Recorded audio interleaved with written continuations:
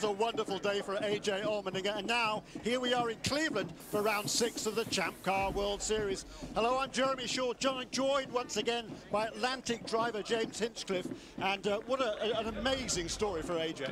It really has been a great initiation into the Forsyth Champ Car team. You know, he comes there with his first race. He gets a pole on Friday, outside pole, starting spot for the race, grabs the first win, comes here for his second race and grabs pole, and looking very well to take his second win in only 2 starts for the team. James, it's a wonderful place to go racing here. As you can see, it's a permanent airport for 362 days of the year.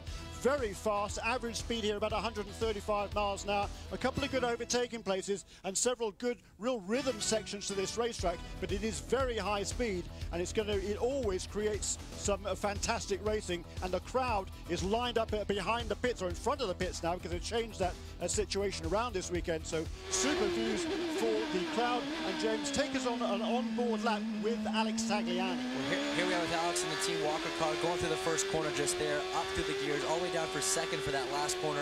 Going up to the gears, they're going to reach 170 miles an hour down through this 3-4 complex. It's really important to carry speed in but get a good run out of here. Alex getting a little bit of oversteer there. A run down this straightaway is really important. You're back up to 165 miles an hour before you're back on the brakes again. It's a left-right sequence through this corner. Back to power, float a lot of speed in.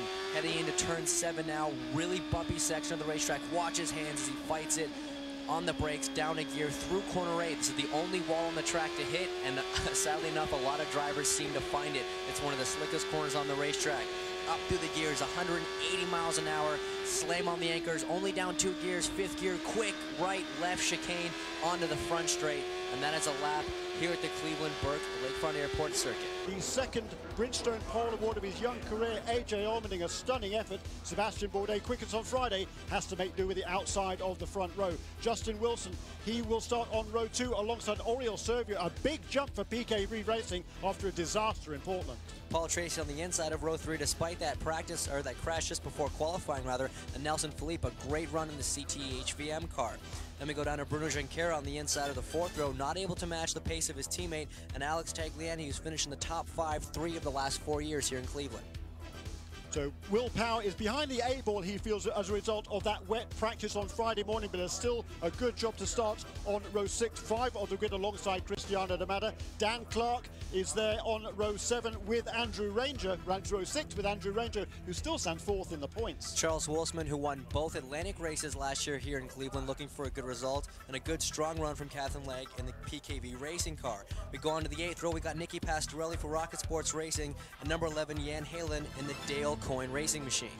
The final row of the grid, the second Adele Coyne cars for Mario Dominguez and Tonis Kasemets, who had a good run here last year in the Atlantics, a 2nd and a 4th place finish and a pole. He will start last in his second Champ Car start for the Rocket Sports team. For Mario Dominguez, he starts on the back row as a result of this shunt yesterday morning. If you look very carefully, the front wing fell off that car as he went into turn 8. 84 G's that impact with the wall there in turn 8. A massive shunt, destroyed the front of the car. And for the second time in 3 races, the Dale Coyne Racing crew has had to work all night to prepare their backup car, James.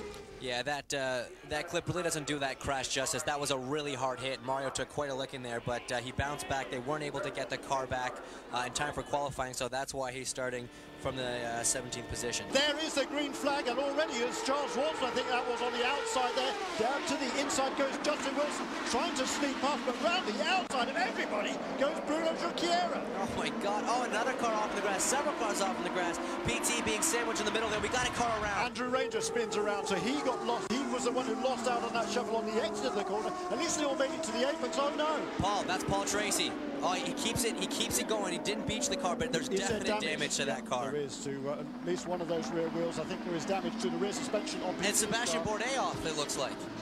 So, boy, this has been a very strange start. They seemed to get through that corner pretty cleanly, but apparently not the case. There is Andrew Ranger. Clearly, he has lost the power on that engine. Here comes the Champ Car safety car team, and the pace car has been scrambled as well. Paddy Hughes driving the pace car. Wow, look at this. Oh, look at that. That's PT on top and on over top of Bourdais. Bourdais.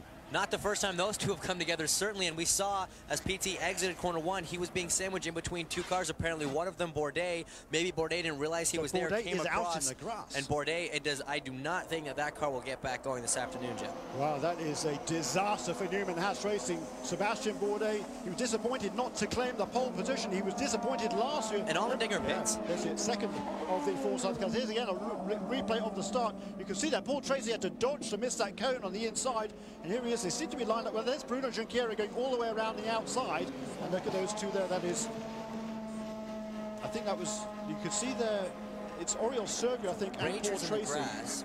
He's the one who comes back on. And there were 3 cars side by side. There is AJ. AJ is coming into the pit lane. There were 3 abreast coming off turn 1. Here's a look from onboard Alex Sagliani. Let's watch him. The cone goes flying from Oriol Sergio. He gets pushed off by cars. Yeah. Oh, and then contact there as he pushes one of the Rocket Sports cars wide. I think it was Andrew Ranger who spun off there to the outside. Here is AJ Allmendinger on pit lane. And believe it or not, both of the Forsyth cars, we saw what happened to Paul Tracy, but look behind. AJ Allmendinger had to have a new nose cone replaced, came in with front wing damage. Now they're going to try to work on Paul Tracy's car, but certainly with the height that that car took, you would think that there might be more damage. Finally, let's hope we can get at least 1 lap of complete racing, green flag racing under our belts. Oriol Sergio, a great jump there at the green flag. He leads clearly into turn 1. Justin Wilson in the CDW car, tucking behind in 2nd place. Everybody else seems to get through the corner all right. We just have the tail end of the field coming through, and there seems to be no issues. Wait. On board with Justin Wilson as he chases down race leader Oriol Sergio, who did get a great jump on that start. Another race at Cleveland, another turn 1 incident. We're finally under green here at this race. Oh no, that is contact. Nicky Pastorelli in one of the Forsyth cars. Paul Tracy. Paul Tracy. It is Paul Tracy. So Nicky Pastorelli there. PT's getting a bit over exuberant there as he tries to get going again, and things are just going from bad to worse for Paul Tracy this weekend. There is Nicky Pastorelli. It looked like a pretty bold move. Look, he's lost the left front wheel hanging off that car. That's the end of his day, and I think that is almost certainly going to bring out a full course caution for the 3rd time. This wasn't a bold move. This was simply just missing your braking point and having nowhere to go, as the caution does come out now for Nicky's car off just on the outside of turn 1 there. I think he just really missed his braking point, looking in his mirrors, trying to keep Nelson behind him, and PT was an unfortunate victim in that one.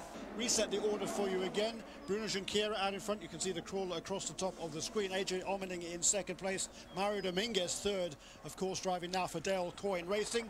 Behind Dominguez is Paul Tracy. Bob Connor from Paul Gentilozzi, the owner of Team Rocket Sports and the owner for Nicky Pastorelli in the number 8 car. What did he say happened? Have you had a chance to talk to him? Yeah, I have, and it was obvious to him that Tracy's car was wounded because he couldn't settle in. The car was ill handling, so Nicky tried to go inside. Paul doesn't give up real estate very easily, unfortunately, and Nicky got the worst end.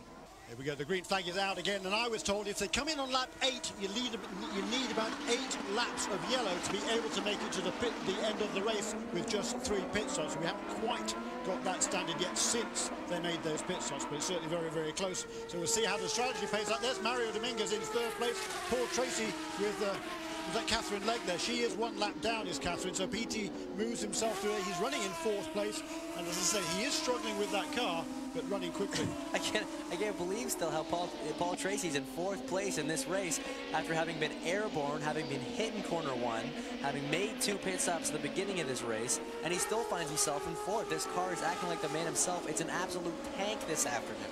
Yeah, that car is absolutely bulletproof, isn't it? Literally. Yeah, it's been hit from all sides. I can't comprehend how not only is this car still circulating, it's still circulating in 4th place as AJ Allmendinger passes for the lead. Bruno Junqueira into the 910 chicane. Great move by AJ Allmendinger. He got a great run off of turn 8 onto the fastest part of the racetrack, up to around about 180 miles an hour going into the 910 chicane, and a brilliant move down the inside. Here's a battle coming down now under braking. There is Justin Wilson and Dan Clark. Yes, Clark. So with Dan, the 2 Englishmen, they're battling now for 7th and 8th places. It's Wilson that takes over that position. We see one of the Forsyth cars in the wall. It looks like Paul Tracy. I think I see a red number 3 on the nose cone of that car. Yes, it is indeed Paul Tracy. Has put in the wall in corner 8. Like I was saying, that's a slippery corner and the only wall to hit. And not the first time this weekend, certainly not the first time in his career that Paul has found this wall. Absolutely disappointing, considering everything that him and that car have been through so far. this race as we watch the replay here. Just gets like loose. he and understeered puts in the it middle of the corner, and then it sort of snaps around, and maybe he's trying to gas it to try and get it, induce some oversteer and bring it back under control. But you run out of room really quickly down there in turn 8, don't you? Justin Wilson in the wall. Sorry, Jeremy. Justin Wilson has thrown away a top 4 finish. Oh, that's brutal. Justin coming in here 30 points behind Sebastian. A good finish with Sebastian out of the race would have really closed up the championship fight here. Oh, we need to see a replay of that. And here we go, on board Coming with Justin. Turn 3 and turn 4. Another suspension failure. The right front suspension just failed, didn't it? Let go, Justin. He lets go of the wheel there. Relatively soft contact, but another uncharacteristic suspension failure from this car in the CDW Rousport machine. Carl Russo there looks on